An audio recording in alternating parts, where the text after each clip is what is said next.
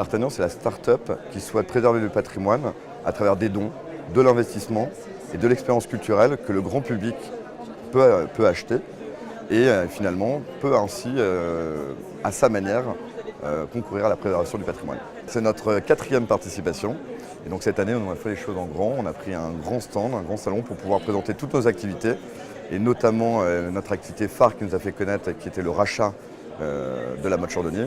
Notre activité, c'est les achats collectifs de monuments. Et donc là, vous pouvez voir, on a racheté un château avec 27 000 coactionnaires. Et donc c'est aussi une manière de les accueillir sur le stand. L'achat a été réalisé en mars. On a ouvert au public en début juillet.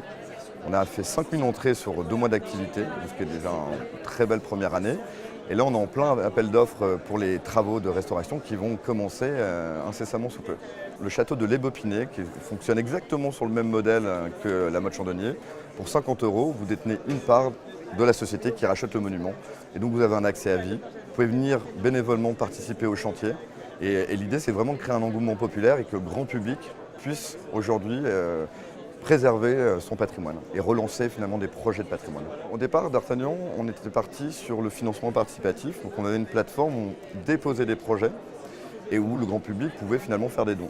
Ensuite, on a fait l'achat collectif, où là on rachète des monuments et il nous fallait bien évidemment, pour pouvoir vendre toute la billetterie, pour pouvoir vendre les expériences, etc., créer une nouvelle plateforme qui s'appelle D'Artengo, qui est un outil de la société D'Artagnan et qui permet finalement au grand public de venir réserver une expérience culturelle en quelques clics et ainsi pouvoir à sa manière également financer la préservation du patrimoine.